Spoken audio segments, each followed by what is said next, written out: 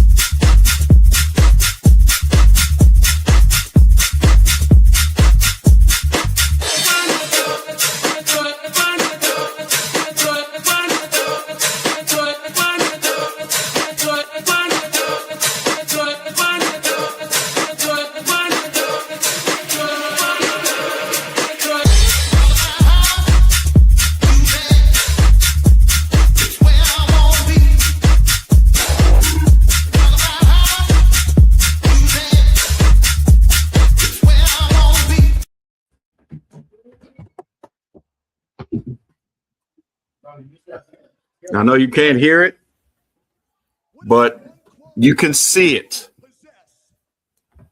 This is what it's all about. We'll get in trouble from YouTube. We'll get in trouble from the WWE. But of any night of all nights, ruthless aggression, John Cena's final match. You can see in celebratory fashion, I've got my ambiance in the background. This is my normal WrestleMania setup where we got the lights on the TV, the lights in the background, the bass going, the surround sound, making it happen.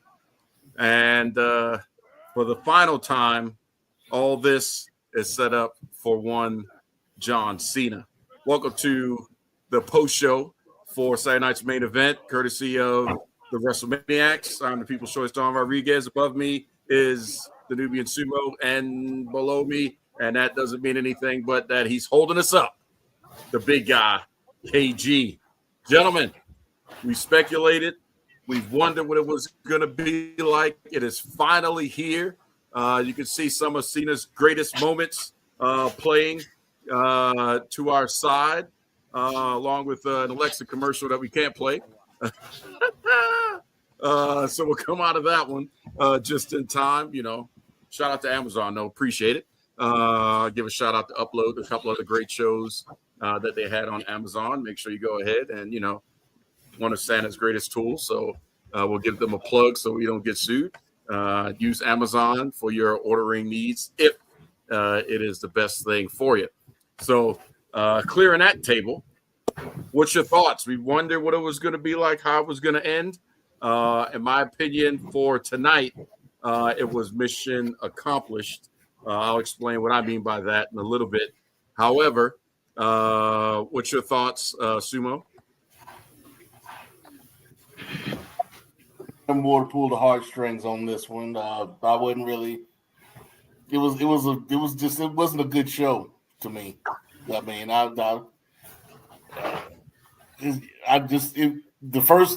them doing what they did for the first match, even though they knew they had to. There was a reason for it, you know. But you know, it was just the way that it turned out. I was expecting the second match to go the way that it did, so I wasn't really surprised at that. The best match of the night was the tag team match, in my opinion.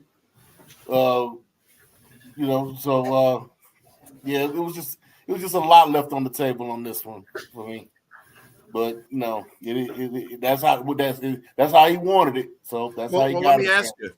He wanted it. He wanted to be a showcase of new, along with current talent. You know, to highlight the up and coming. KG, do you believe it should have been from, you know, I guess a coin to our podcast, name, from the sidelines.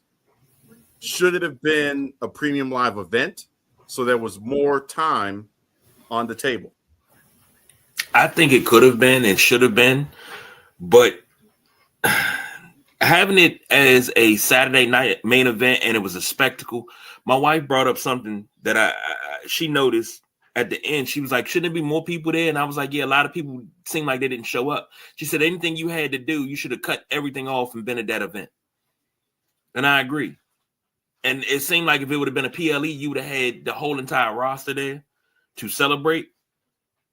But it seems like we didn't have that as the case. Where were all the dignitaries that they were supposed to be having? Where's all the politicians and the athletes? Well, they can't be shown. Everybody was supposed to be there. I mean, even your president was supposed to show up, wasn't he? He probably is. But they got some nice skyboxes and suites. But for the current political climate, Sumo, it wouldn't be in their best interest to be shown in a public event, partying while they just come from shut down the government on either side, and people weren't eating for almost a month. So it'd be some bad optics no matter which way going into the midterms coming up. But they were there. I've been in them. Those press boxes and stuff like that, they are pretty nice. That was a courtesy of ESPN Zone, and nice little Wizards game that I actually fell asleep on because we were doing grand opening, KG. And you know how it was, I was there 6 a.m. leaving. They was like, hey, Randy's going to take us to the game. And, I'm like, all right, cool. I was so tired, man. We're talking 6 a.m. to about 2 o'clock in the morning for about, 2 weeks straight before this was right after we opened. Right before we grand opened. We were all taking out all the trainers and fell straight to sleep, snoring and everything. I was like, hey, I don't know what to tell you, man. I was tired. But I needed that rest, but it was a great experience to say the least. So I know I mentioned earlier, mission accomplished. And again, I apologize if you're coming in and we got the lights, but I just can't turn them off. This is my normal WrestleMania setup with the lights. You don't have the the bass playing and the surround sound. I got the LEDs around, the TV and all that stuff. But I just can't turn it off yet. He's lying. He's going to be filming his OnlyFans when he gets off of here. He was just testing the lights and couldn't get them turned off like he said. So he just figured he'd make an excuse. He's going to be filming his OnlyFans here as soon as he gets off with us. So, yeah. Me and the scallywags. But, once the lights go off, I guess that means it's really real that, that was it. But, one thing I will say, and I'm quite sure, Jim Cornette, and I'm quite sure you've heard this, Sumo, his explanation of what professional wrestling is, and I'll summarize it because I can't articulate as best as Cornette did. But he said, if you were driving down the road, if you were walking, into a room or something like that, you see a bully picking on a little guy, and the bully gets his way and just knocks him down and beats up the little guy, and that's it. It's like, okay, that's pretty messed up, but that's all there is. But if you're driving down the road or you're passing by a fight like that, and then you see the little guy, get a punch in on the big guy, on the bully. And then you start to pay attention. And then you see the little guy starting to come back and actually get the best of the bully to an extent. And the bully is, being knocked back and things like that. You start paying attention a little bit more because you want to be invested to see if the bully is going to have his comeuppance. And, long story short, that is professional wrestling. Putting something in people's eye that they can get emotionally invested in, and they'll pay to watch. If you watch Saturday night's main event, you saw a couple people thank John Cena for the house. You've heard Paul Heyman articulate that his job when he comes out is to put butts in seats and sell the show. And if he doesn't do that, then, he's failed the night from the segment that he had and the promo that he had. But for mission accomplished, over here at my crib, Lord knows I'm a huge wrestling fan, obviously, because we have a podcast. And, we got my son who's, a Yeet fanatic. So he's already drunk the Kool-Aid. But everybody else is just fly by night. They don't really care at the level that I'd love to have a whole house full of crazies, but I don't. But tonight, when you have folks that aren't emotionally invested, don't really care, they may watch it just to see. I try to at least let them watch the ladies and see what they're doing, from the daughter side of things. But for them to watch the finish, understand what this is, John Cena's last match, and genuinely be emotional. Tears, anger, disbelief that this is how it ended. That he's walking away. He took his shoes off, left it in the ring. That caused more emotion and more, tears and things like that, and anger and frustration, and it's wrestling. Mission accomplished. Whether or not they, go hardcore and watch every WrestleMania for the rest of their lives, can't say. But will they remember the day that John Cena retired? Will remember how they felt from just watching a match and not really caring, like Gunther's Gunther. They knew who they were because we watch it, but they weren't invested in who they were. To now just seeing Cena at the end and they're like, man, I don't want to see him go. That's how you build a fan. Mission accomplished. We may not like the finish from the Smart Mark side of things, but what was produced was an experience that wouldn't have come if, things went a different way, or, anything was different. They may not been as emotionally invested as they were at the end, with legitimate tears out of people that don't watch this stuff, don't care about it. It's not that, My Little Ponies and Stray Kids and all this other stuff is the theme of the day. But wrestling, professional wrestling, sports entertainment, don't care about that. But if you pulled an emotion, and Sumo, I'm quite sure you'll agree, mission accomplished. Story told, open to close, beginning to end, mission accomplished. So for that, I give hats off to WWE, Cena, and Gunther. Now, for me personally, what the fuck Cena ain't win that goddamn match? I have one thing. No, what? All right, think I'm lying. Here, get in the show. God dang. We ain't even paying. You get paid for this? Yes. All right, go ahead then. You still owe me. By who? Sumo, don't forget I forgot about you. You still owe me those $5. But Wait a minute, hold on. Wait, no, stop. Let the boy talk. Stop. Let the boy talk. No, stop. Let the boy talk. No, stop. No. Let the boy talk. Your daddy No. your money. No. Your daddy got your money. I don't owe you nothing, sir. Your daddy got your money in your pocket and told you that you never got it. So you need to talk to your daddy and give me keep nothing. me out your mouth, man. So you better put some respect on my $5. What do you got to say?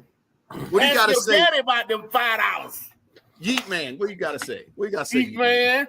so one thing, I agree with Dad with the whole John Cena thing.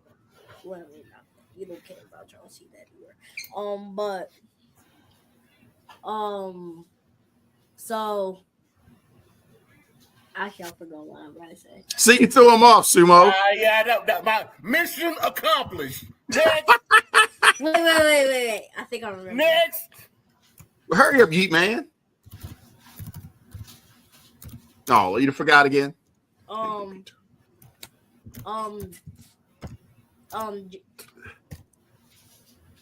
He's quiet. He's silent even. He's right. Wait. Give me a minute. He's verklempt. Talk amongst yourselves. Talk amongst yourselves. Obviously, he's emotional because he can't get his yeet on. He's emotional because he just found out his daddy stole from him. That's what it is. That's what he's emotional about. And Sumo still trying to dodge giving him his $5. Oh, you got that $5 and more. And I ain't gonna even say. I ain't gonna tell you. Put your business out on the street. I ain't want to gossip, but you ain't hear that from me. So at the end of the day, I'm not happy with the finish. Okay, what about the finish were you not happy about? I'm glad we went old school with the arm raising. I would have liked to see that happen one more time for, the old school when the arm is almost dropped to the ground, and we might as well call it the classic Hogan. And you start to see, the Hulk up. I would have liked to see, and I get it, but I would have liked to see Cena go over. Something could have happened afterwards. I was cool with the arm drop. What messed it up for me, what messed the match up for me, was the smile before the tap out. Right. Yep, that's what I was about to say. Shut up! You weren't about to say nothing. Sebo don't like the kids. See that? Now we done lost our whole fan base. He done accused me of something I ain't did. Hold on. Now you done awoken Jey Uso. Go ahead and talk to him, Yeet. Talk to him, Yeet. Cut the promo. What are you talking about right now? Like, what is all of this? No, here, take the mic. Cut the full promo. Give it to him, Yeet. Yeah, give it to me, Yeet. I don't know what to say anymore. God dang it. Come on. Oh, my God. I try to put him over. Try to give him some mic time, some camera time. Keep him he can't cut the promo. Keep him I'm shook. emotional right now. The kids running around, jumping on. You could buzzer grape in a fruit fight. Shut up. On roofs and stuff, talking about, come on, Yeet. And he can't cut the daggone promo. God dang.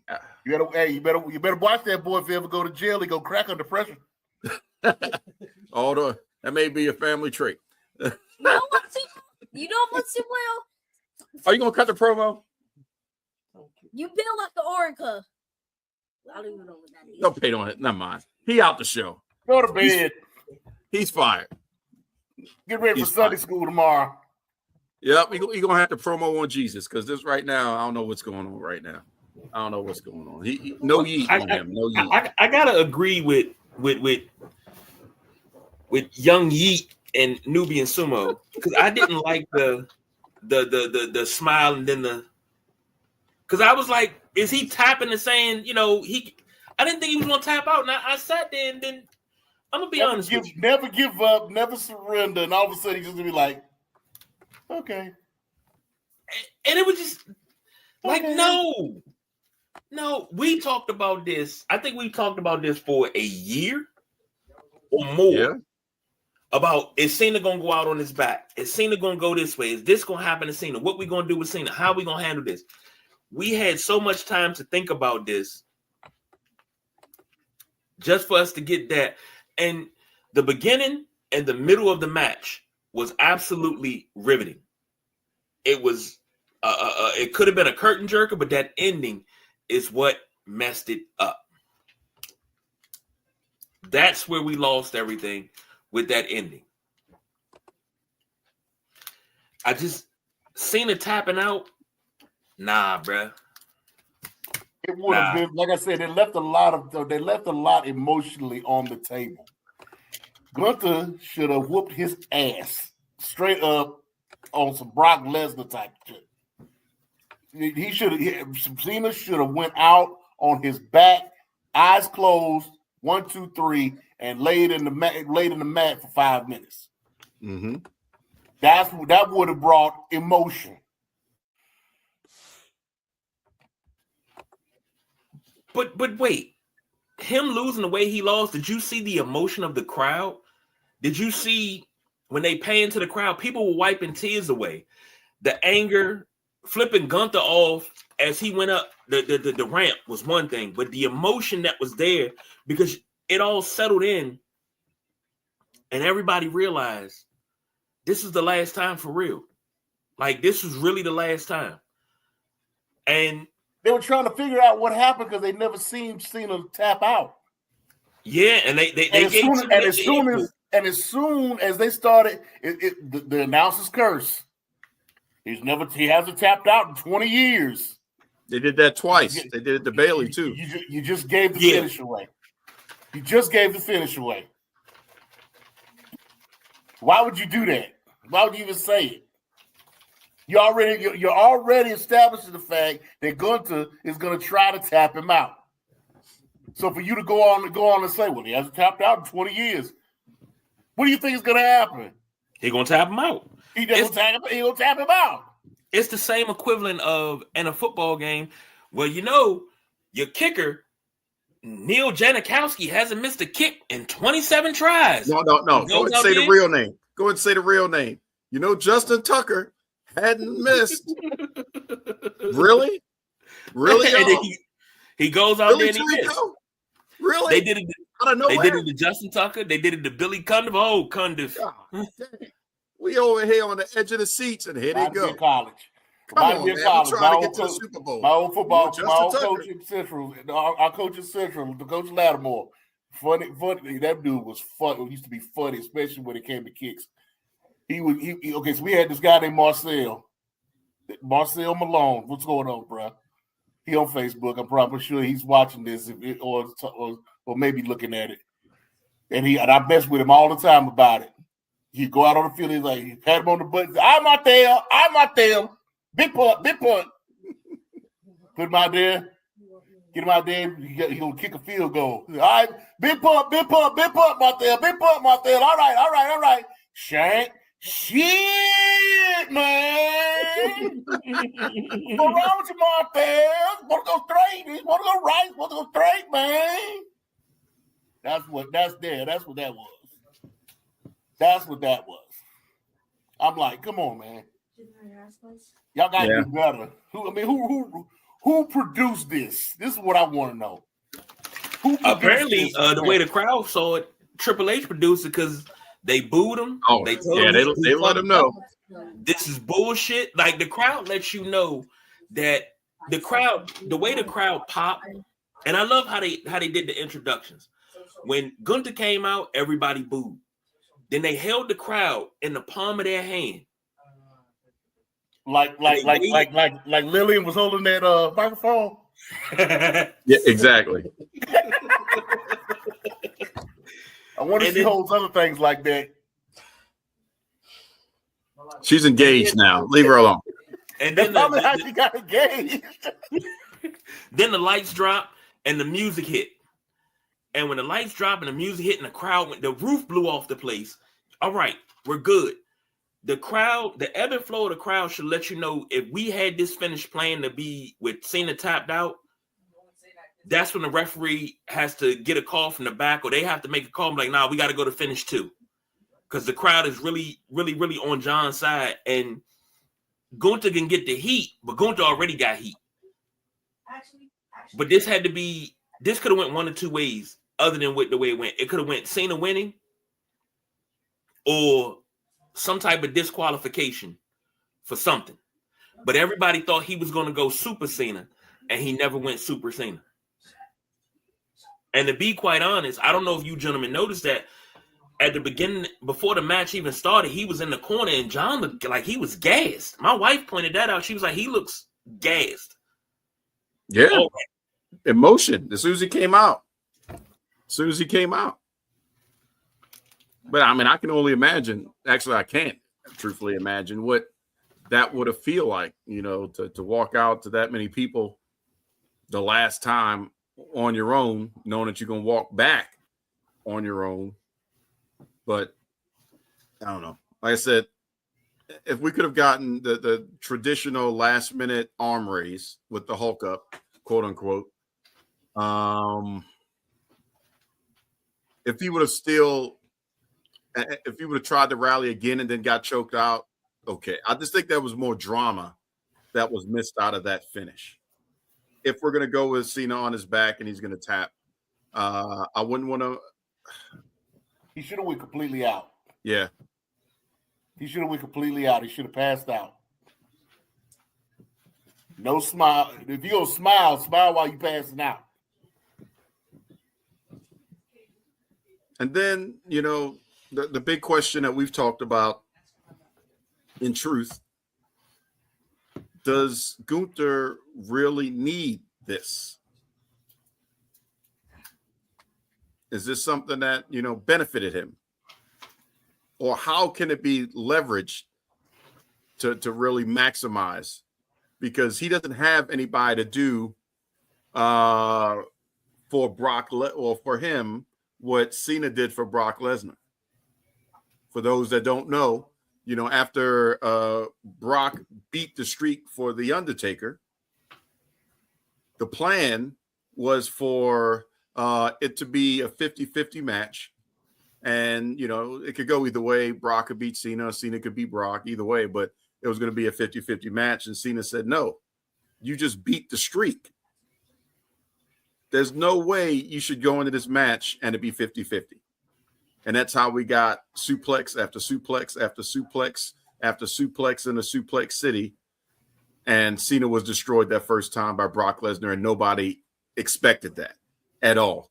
That's when Super Cena died, in truth, from that point. But that was Cena's call because it made sense to protect the investment of the company. And there's nobody to do that for Gunther because he's crushed everybody. So you guys tell me what I mean, does he need this rub?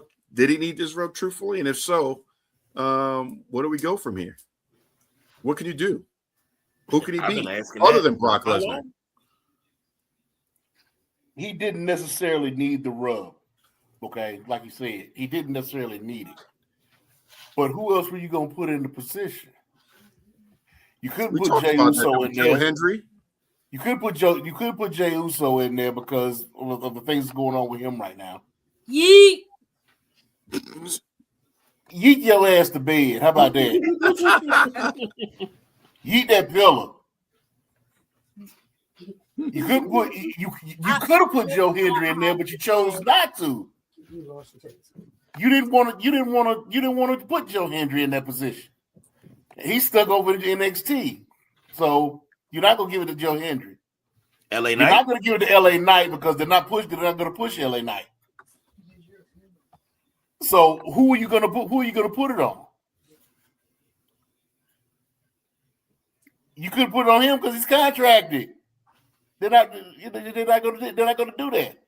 Especially now with the Paramount and Netflix thing going on with Warner Brothers, you definitely not gonna get that stir up that hornet's nest.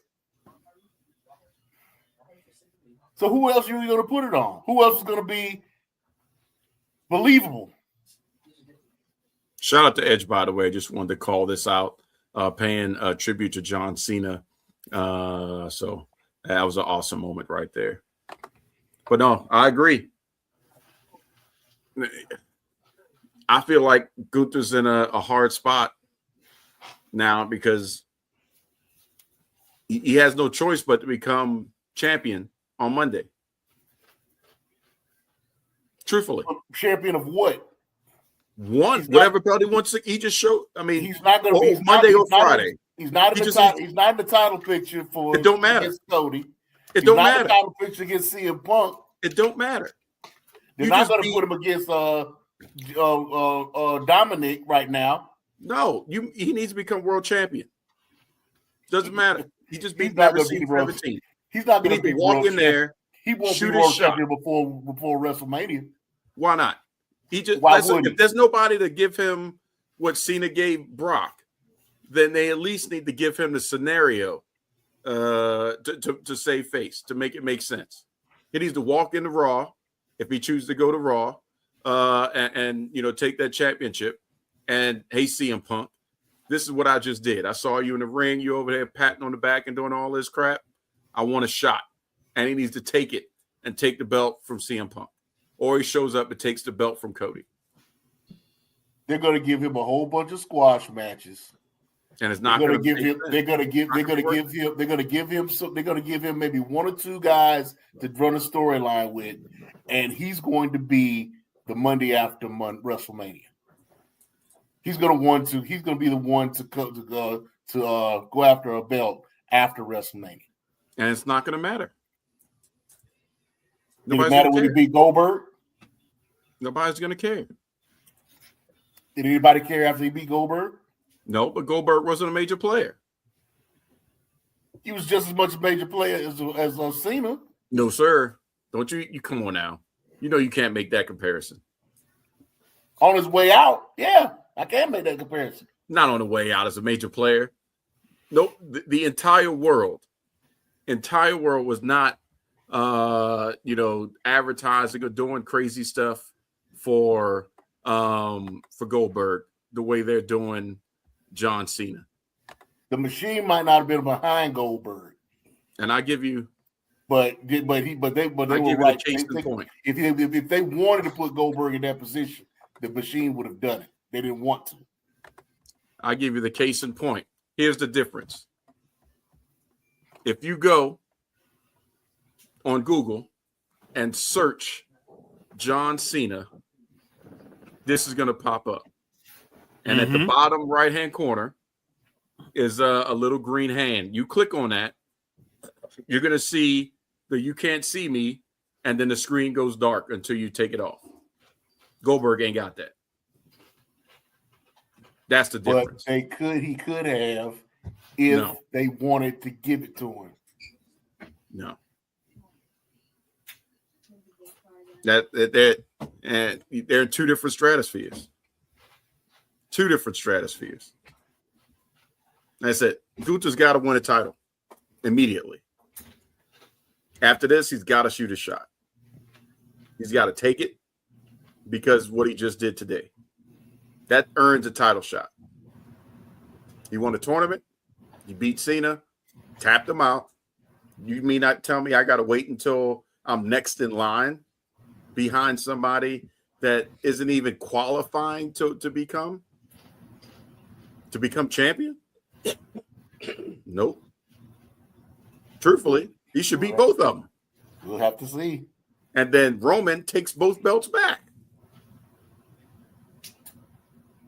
Because Drew and Cody don't need a belt. Truthfully. CM Punk is, he's just going through the motions. He don't need a belt. KG, you're quiet. Because my idea was LA Knight. But oh, yeah? Now that would have been the rub of the rub.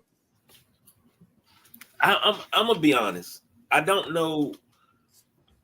How did we get to this point that Gunther was the pick for this match? And I was like, it could have been anybody else, but it's like I don't understand how Gunther, and I'm not taking anything away from him.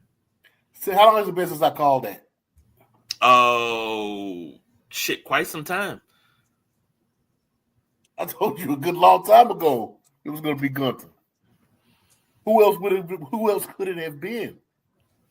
I mean, CM Punk, but somebody, I'm reading, just tweets on X or post on X, whatever you want to call it, and people like, oh, you surprised John Cena lost his Wrestling 101? You go out looking up at the lights, but if I'm not mistaken, correct me if I'm wrong, Goldberg didn't go out looking at the lights. Goldberg won. He hit the spear, the jackhammer, and he got the W, and got up out of there. They cut off the show. They cut off the show. I told the family that too. Hey, Cena could have put that in his contract. I'm sure it was in his contract, Goldberg's contract, that he would go out winning. Otherwise, he wasn't going to do it. And that was my whole thing. That was throughout the whole match. I was telling the family, I was telling everybody, I said, he's not going out on his back. I said, we think he is, but he's not going out on his back. Because if Goldberg didn't go out on his back, Cena damn sure ain't. And the difference between Goldberg and Cena, Goldberg helped WCW, the rival at the time, through 83 weeks. Cena was the franchise. Cena was the face of WWE. He is the face of ruthless aggression. He's not going out on his back. That's the part that surprised me, and I think that's the part that kind of changed it all. And I wasn't. So you're looking at it from the wrong way. Okay. Cena is more of a traditional wrestler than Goldberg. Goldberg, quote unquote, allegedly never respected the business. Exactly. So Cena was going to go out the right way. He was going to go out on his back. There was no getting around that. It was just a matter of how he was going to go out. He was going to go out the way he wanted to go out, but he was going to go out on his back. And technically, he didn't go out on his back. He tapped out. So actually, he got out of it. Like I said, if they wanted to bring out more emotion in this, they should have made him. They should have had him pass out. If he was going to do all that smiling and shit, he should have damn smiled as he was passing out. It just went completely out. He didn't have to get pinned. He could have just passed out, and they would have stopped the match. And he still would have went out in his own way without getting pinned. To be quite honest, the thing about most wrestlers when it comes to retirement matches, they don't necessarily want to be pinned going out. They'll find any way to go out other than the fact of them having to take the 1, 2, 3. But most times you can't get around it. Mm-hmm.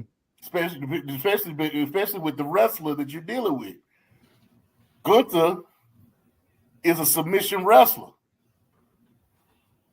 So he's going to go out, he's going to take in, and the whole thing was he was going to make him tap out. He's going to make him submit. He's going to make him give up. The guy who never gives up, he wanted to make him give up on his last match to make a statement. Which you just proving my point. Why he needs to walk into either Raw or SmackDown and demand a championship match and win it. Just from that point right there. You tapped out, never give up. You mean to tell me I got to wait? I got to cut 8 promos? I got to wait for a storyline to end? I got to deal with cannon fodder and all this other stuff for 6 months to win the Royal Rumble to prove myself? Really? I feel like that's the screw job. If anything else, I would rather lose than to have to go in knowing what I just accomplished, and then I'm just Gunther at the end of the day. The amount of heat that would be on me if he walked in and smashed Cody, well, more so probably CM Punk. If he smashed CM Punk on Monday and just walked out. Actually, no, correction. He smashed CM Punk. Then Paul Heyman and the Vision come out. He smashed them too. And then he walk out, and then he shows up on SmackDown. And he walks in Cody's face, and he would be about to smash Cody, but Drew shows up because Drew doesn't want to lose that opportunity. Which puts, keeps the heat on Gunther, but the moment is lost. That way he doesn't become double champion. I could see that happening. But he needs a championship by the end of next week. Damn. Add water and stir ass championship run. God damn. Got to. Literally, you got to. Okay, so so Gunther is Raw, right? Yeah. And CM Punk is Raw. Right. Who's CM Punk? Who's going after CM Punk right now? Who's CM Punk set up for the next? It's nobody really hot and heavy. It's technically, like I said, it was Seth Rollins-ish. It's kind of up there. It could be Braun Breaker-ish. They're parlaying Braun Breaker, first show of the year, becomes champion over, CM Punk. It's like, we're talking January. But it's nothing solidified. The story is writing itself. And I'm hoping. Well, he could be going after CM Punk then. Yeah, I'm hoping. I was thinking it was somebody that was in line right now, that they were in the middle of a storyline. But the injury ruined that. If CM Punk is not in the middle of a storyline where he's getting ready to do a pay-per-view with somebody, then go ahead and give it to Gunther. Yeah. Yeah. The injury of Seth Rollins kind of derailed all that. So here we are. Not saying Punk is just, lamb to the slaughter, but it makes sense because it's the next show. No disrespect to CM Punk, because I like knowing that he's champion after all these years and we got it. But hell, it's the next show. I would like to see him show up at NXT and get into a beef and start fighting Obafemi. Like, he needs to be that guy. How long has it been since we had somebody just walk in Brock Lesnar style as that guy and just mollywop people and then walk off the show? Like Bronson Reed would be like, I ain't got time for that, dog. I'm out. You know what I'm saying? Yeah, I've been taking LA Knight to the top of the car shed, but no, I'm good. He's got to have that. If he doesn't have that when we talk next week, then they just sacrificed Cena for no reason. It just ended for no reason. And that would be the biggest slight, because that's not what Cena wanted. He wanted somebody to walk out of this better than when he left. That would give us the one true heel, if you think about it that way, because we don't have a one true heel. Now that Roman's gone, not, at the top of the mountain, we don't have a one true heel. That would put actually Gunther back in that Walter stage of what Triple H had him at in the beginning, if you think about that. When he was just running roughshod, I'm quite sure you remember Sumo in NXT UK, after his, arrival, and he just started just going ham. Then he came over to the US and went ham. Then there was Imperium. They went ham. I don't know. I just don't want to see that emotion go to waste. But I'm happy to be along, or have been along for the ride. I will say that.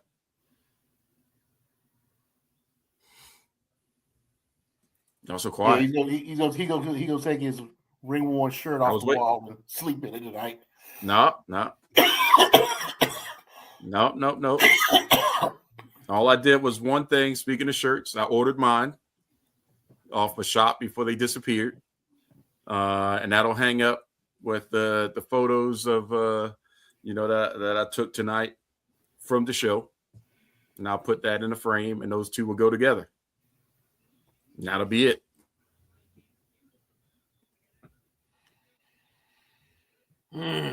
Can't say anything more than that. The emotions, man, it's still hard to believe. But it happens. It's crazy you say that, because I before we started the show, I asked the question. I said, where do we go from here? What do we do now? And it's crazy, because it's like, you never think about it like that. Like I when The Rock would leave and go do movies, I hated that, because I tuned in to see Rock, Stone Cold, Triple H. When Triple H was hurt, I hated that. And it's like, okay, we got a little run of Cena, but now what we gonna do now? Who is R-Truth gonna look up to? Truth and Sheamus are the last ones of that era. If you think about it. But you still got Randy Orton? I'm sorry, I apologize. And Randy Orton and part-time Brock. Yeah. So we take Brock out because, it's not going to make sense. He's not there. But, yeah, Randy is close. AJ, he's on a same timeline, but technically his stuff was in a different spot. But, yeah, that's it. Shoot, come January, we start and then, correction, and The Miz. We had The Miz. So we still have 4 out of that era. But we get ready to start AJ's, right? Yeah. Yeah. Because he's giving it up at 26. He's got to end in France. I know that sounds messed up, but still, that is arguably the biggest pop that you'll ever get for AJ Styles. If he has any stroke, his last match needs to be in France. Whatever Saturday Night's Main Event, pay-per-view, whatever they need to do, that's where it needs to be. SmackDown, Raw, I don't care what they want it to be. He needs to end in France. No disrespect to the U.S., but they're not going to shake the rafters the way the French do when they chant for him. I still don't know what the hell they're saying, but in every poll that I've seen on social media, that is the number one loudest crowd pop, period. But yeah, and Sheamus, we're not too far away. There's not too many bangers left. Maybe a couple more years or so. And then we'll be looking at, the new generation being called old. But speaking of the new generation, part of this Thank You Cena, let's talk about what we saw from, the up-and-comers, so to speak. I'd say probably the more established up-and-comer is Obafemi. He had the bop going hard out there in DC. Sumo, I'll let you talk about Oba. Sol Ruka, man, she rocked that soul snatch. I thought she had a hell of a good match with Bayley. We knew how that was going to be because, if Oba didn't win, then that means Bayley was going to be the sacrificial lamb. And we know the tag titles weren't going to change. But, that tag title match, though, man, that match of the night, them boys put on a show. 21-year-old boys put on a show. TNA and NXT put on a show. So what your guys' thoughts on the new generation and was the purpose of it from the Cena perspective, showcasing the up-and-coming, did it deliver? Sumo, I guess you go first. As far as Leon Slater and Javon Evans, I mean, they're doing what they've been doing from the beginning. So, for them to go out there and do what they did, and against AJ and Dragon Lee, it was expected, but it was good. So, hats off to them for doing the job that they did. Sol Ruka, I kind of figured she was going to win that match. Mm-hmm. Especially with one of those three matches had to come out NXT. At least one of them. And Saul needed the rub. So hats off to her for that, getting that win. And also hats off to Zarya for staying out of the match. Not getting involved in it at all. Yep. Just being on the ringside, doing what they doing, just being there as a cheerleader. Good. That's all you need to do. So fine. Now, when it came to Oba,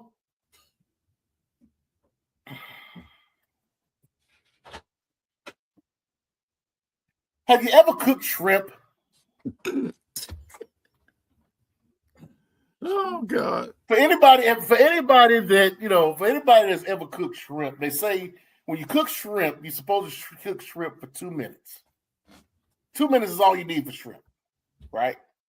But if you go past 2 minutes, you got to go 20 in order to get it back to where it was at 2 minutes. This is how I feel about Obafemi. Okay.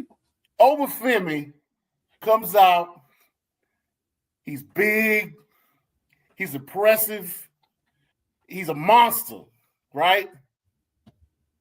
But as soon as you turn the heat on, you get your water hot, you drop the shrimp in, and you got to deal with that fucking bop. You got to deal with that sissified bop. And you got to watch him bop his way all the way down the aisle with this goofy ass look on his face, trying to make himself look hard while he's doing this sissified bop. How's the bop go, Sumo?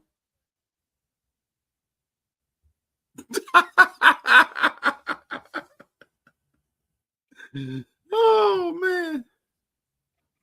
If you makes anyone feel, and then he gets in the ring, and you at 20 minutes. Because now we get the Obafemi that we supposed to have before he started the bop.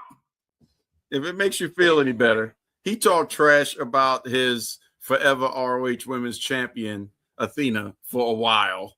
I'll never like it. Likes her now. I never said I didn't like Obafemi. Never said I didn't like it. Obafemi. I'm upset about that sissified bop. Just like I'm upset about what's her name's entrance music? Bayley? No, Lash Legend. Oh yeah, Her entrance music. Chicken her coming head. out the chicken head. I hate that shit. I hate the fact that they did that. I hate the fact that she letting them do that to her. What if she But picked anyway, it? but anyway, I digress. So what do you think of the match? The match was good. The match was great. The match was fine. The match was. I enjoyed the match. I hate the fact that we got color. I hate the fact that he got his hair cut hard way, and they had to cut the match short. The run-in was going to happen. It wasn't. Right. They didn't need. It wasn't supposed to happen that soon.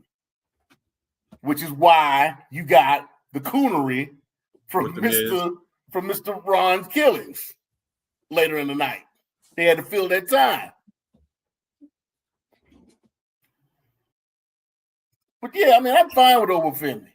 Well, as soon as he gets rid of that bop, we cool. But yeah, but hopefully once he gets moved over to the main roster, they'll see that he don't need the bop. But the bop is what makes him. That bop does not make him. Well, let me ask you this: the bop doesn't make him like Booker T makes Trick Williams.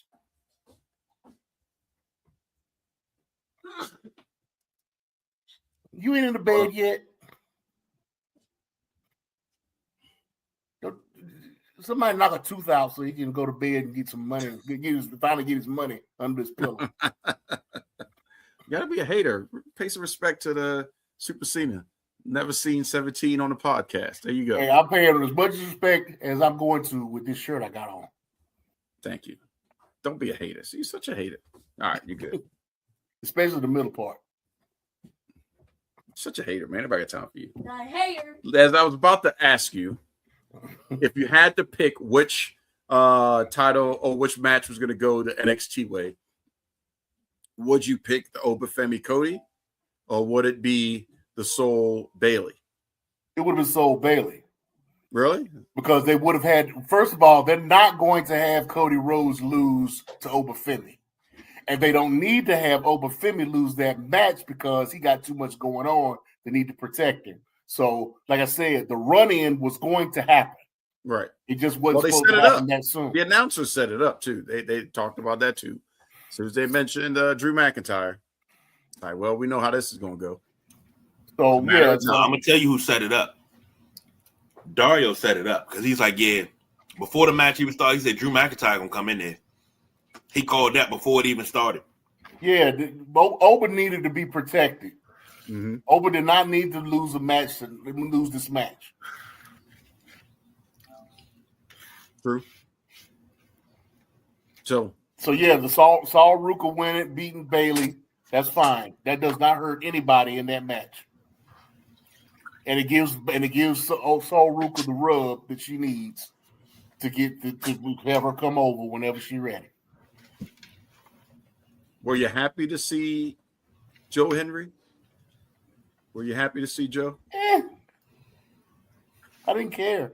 It wouldn't have mattered. It wouldn't have mattered whether he came in or not. Like I said, he came in as a filler. Even still, at least he was there. Him, John Cena, in the same sentence. There. They should have had a match. They should have had a match with Cena and Andrew. There should have been at least one match with those two together, and they didn't want to do it. That's good. Well, they probably could have did it, but they just wasted too much time with all the other stuff that we didn't need. The Dom one is the exclusion because that had to be what it had to be to give him the Grand Slam. But some of them, we could have set up a Joe Hendry special somewhere along the lines. We had a year's worth of planning and prepping for that. But he even said it in an interview recently. He wanted to do 200 dates. Right. He wanted to do 200 dates. He said his body couldn't do 200 dates. He said they didn't want him to do 200 dates. That too. He didn't want to gas out at the end. I think he did what he needed to do. Because at the end of the day, what do they say in show business? The show must When go you on. leave, you know, well, that too. But when you leave, you want them wanting more. So you don't think they would have reacted the same way if he'd have done 200 dates? No, because it had been normalized. But anybody else in the wrestling industry goes on their retirement date and does 2 pre-order dates, and it's not an issue. Well, the problem is it's the caliber of what you have and who you have. If you wear out the welcome, it's not as special when you get to the end. We've had a John Cena. John Cena's been on every Raw, every SmackDown, every PLE. He's on NXT. He's on TNA. You know, that's a lot of Cena. Did you say by the time you get to it, if he was full time, did you say that about Flair? No, if he was full time, I get it. Did you say that about Flair? Flair was part of a story that was being told for a while. It was long-term booking. Him and Shawn Michaels was not long-term booking. Long-term with Flair's age. It was long-term booking. Flair popping in, doing stuff we knew. Like, hey, Rick, you need to settle this down. Be a manager, commentate something.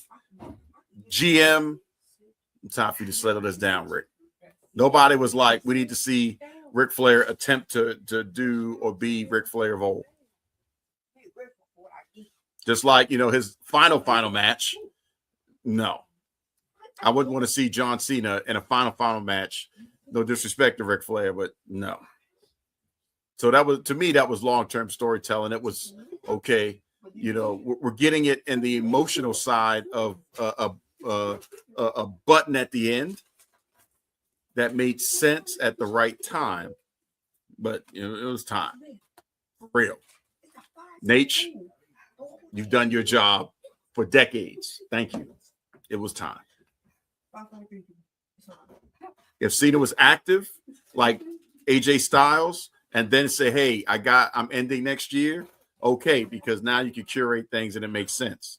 But John Cena coming from Hollywood, doing all this other stuff, and he's coming back in and say, you know what, I'm going to work a full-time schedule. We will get jaded because we're used to it. And by the time we got to the end, it may not have been as emotional.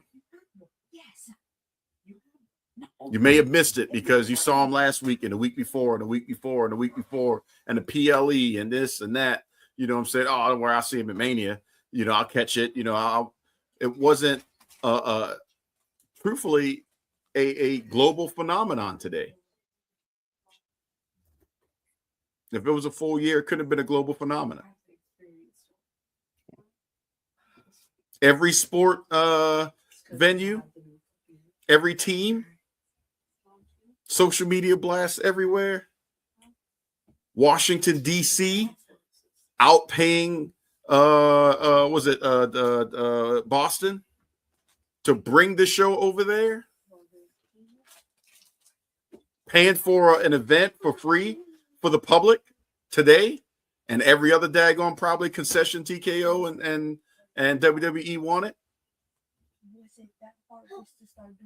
Can't do that if it's, you know, just another run-of-the-mill day.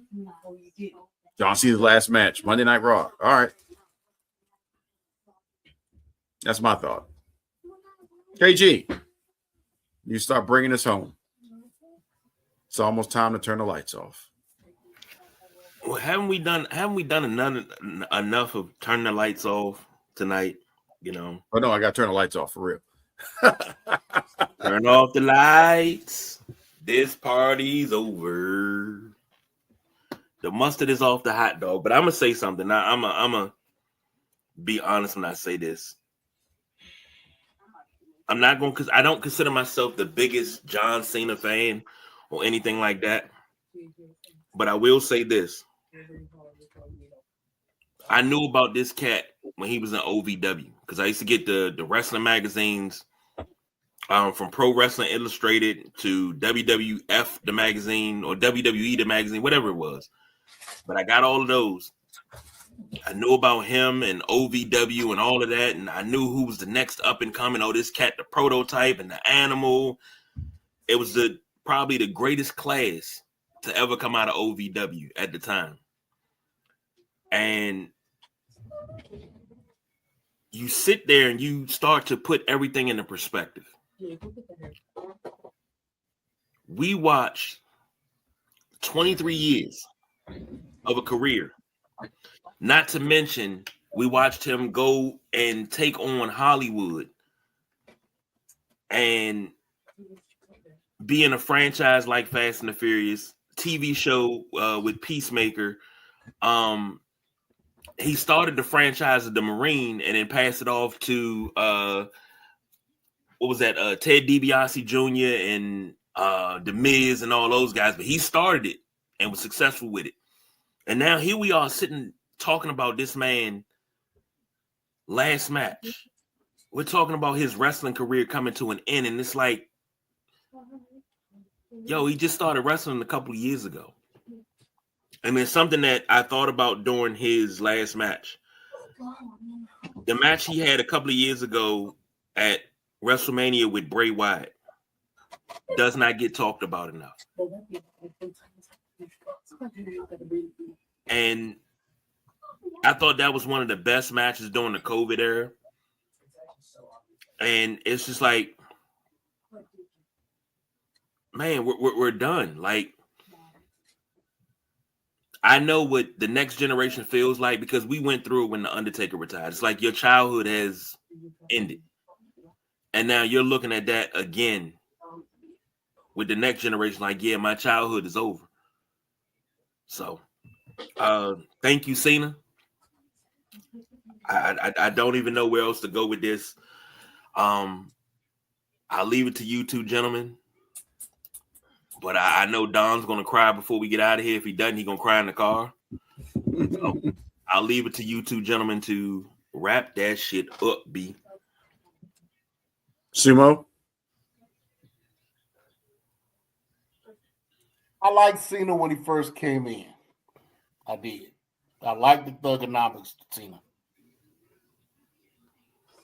Once he got out of the thugonomics and started being John Cena, I kind of skewed away from him because he wasn't my style of performer. He had his moments. He did his thing. And I can appreciate what he brought to the table as far as athleticism, promos, and him and the work that he did behind the scenes. You know, you see all these wrestlers who talk about how he helped them and how advice he gave and things that he did for them and the Make-A-Wish and all this stuff. You know, you got no choice but to appreciate that. I'm not the biggest Cena fan, but I will say that his presence will be missed. And it'll be interesting to see how things transition after he's out of the picture all the way. If he's out of the picture all the way. Now, we don't know what he's going to do behind the scenes. Is he going to be part of the writing team? Is he going to produce? Is he going to be producing in some point or some way? Is he going to be part of TKO in an executive position? We know he's still going to be doing acting because that's his bread and butter now. But he could be doing something as far as the same way Dwayne is doing his thing, the way he's doing it. So we'll just have to see where that goes on that piece. But again, his presence will be missed. And I do appreciate what he brought to the WWE, to professional wrestling. And I will say thank you, Cena, for all that you have brought to professional wrestling. All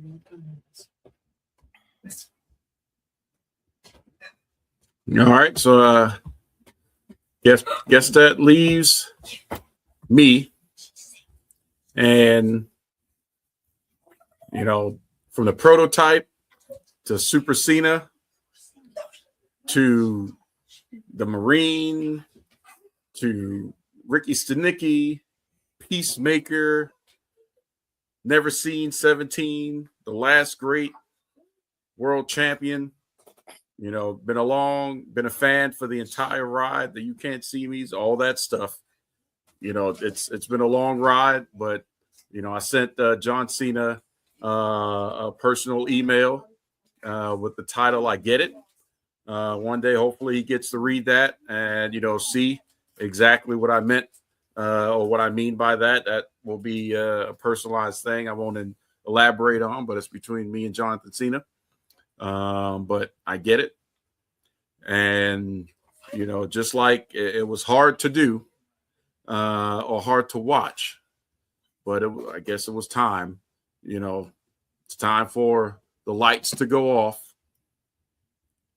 and for the show to be over. Thank you, Cena.